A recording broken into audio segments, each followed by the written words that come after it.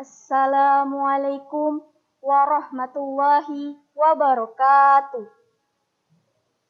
Alhamdulillahirabbil alamin.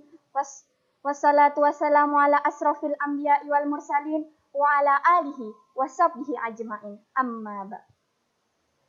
Sebagaimana yang kita ketahui, Rasulullah SAW memiliki banyak sekali suri tauladan yang dapat kita contoh untuk kehidupan kita di masa sekarang maupun di masa yang akan datang. Sebagaimana yang telah tercantum dalam Al-Quran, Surah Al-Adab ayat 21 yang berarti, sesungguhnya telah ada pada diri Rasulullah itu uswatun hasanah atau suri tauladan yang baik bagi orang yang mengharapkan rahmat Allah dan bagi orang yang mengharapkan kedatangan hari kiamat serta orang yang banyak menyebut nama Allah. Jadi, izinkan saya di sini untuk membawakan salah satu cerita yang bertema Rasulullah SAW dan seorang badui. Pada suatu masa, ketika Nabi Muhammad SAW tengah berjalan di sekitar Ka'bah, beliau mendengar ada seseorang yang membaca zikir dengan khusyuk. Setelah mendengar zikirnya dengan khusyuk, Rasulullah SAW mengikutinya di belakang dan ikut membaca zikirnya di belakangnya. Mendengar ada yang membaca zikir di belakangnya, orang badui tersebut terdiam di salah satu sudut Ka'bah. Dia untuk awalnya tidak menghiraukan bacaan Rasulullah yang berada di belakangnya dan terus melanjutkan zikirnya. Tetapi untuk yang kedua kalinya, Rasulullah SAW mengikutinya di belakangnya sambil membaca zikir yang sama dengannya. Mendengar hal itu, orang badui tersebut melihat ke belakang. Ternyata di belakangnya ada seorang yang tampan dan gagah. Orang itu adalah Rasulullah.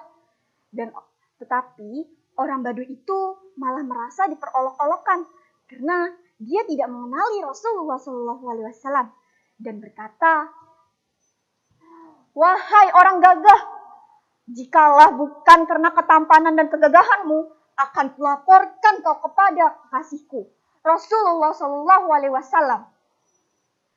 Mendengar hal tersebut, Rasulullah tidak marah. Rasulullah malah menanyakan kepada orang badui itu, "Tidakkah orang badui itu mengetahui siapa Rasulnya?" Tetapi orang badui itu malah menjawab, "Belum. Saya belum pernah bertemu dengan Rasulullah." Mendengar jawaban orang badui itu, Rasulullah SAW kembali bertanya, bagaimana cara ia bisa beriman kepada Rasulullah? Padahal dia belum pernah bertemu dengan Rasulullah SAW sama sekali. Dengan tegas, orang badui itu menjawab pertanyaan Rasulullah SAW. "Saya percaya atas kenabiannya dan saya percaya dengan tegas atas perantaranya, walaupun saya tidak pernah melihatnya."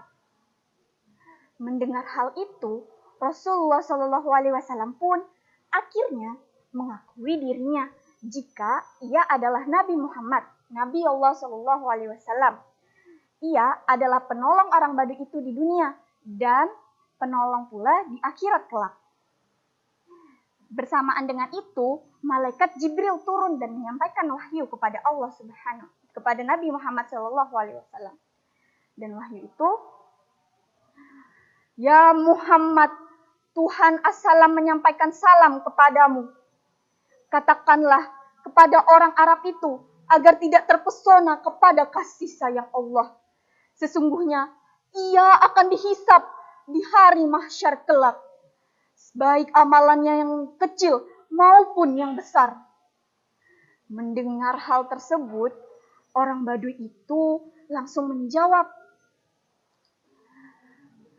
"Jika Tuhan yang mulia dan maha agung memperhitungkan segala amalan-amalan hamba, maka hamba akan membuat perhitungan kepadanya."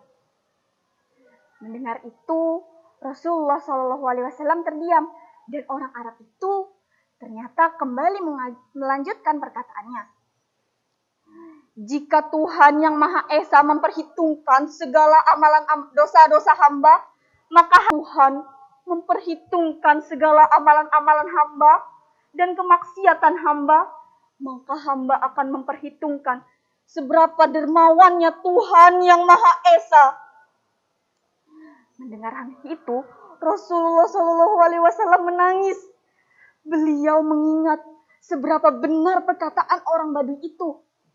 Dan hal itu menyebabkan malaikat Jibril turun kembali dan menyampaikan wahyu lagi kepada Nabi Muhammad SAW. Ya Muhammad, Tuhan assalam menyampaikan salam kepadamu. Berhentilah engkau daripada menangis. Sesungguhnya penjaga arsy lupa akan bacaan tasbih dan tahmidnya. Ia tergoncang. Dan katakanlah kepada temanmu itu, sesungguhnya segala amal kemaksiatannya telah diampuni oleh Allah Subhanahu wa Ta'ala. Mendengar hal itu, seberapa bahagianya orang Baduy tersebut. Orang Baduy tersebut terharu sampai menangis, air matanya bercucuran. Dari kisah ini dapat kita simpulkan seberapa mulianya akhlak Rasulullah SAW.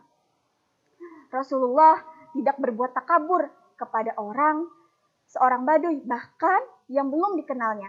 Padahal Rasulullah SAW adalah orang yang paling diagungkan dan dihormati oleh umat Islam di dunia.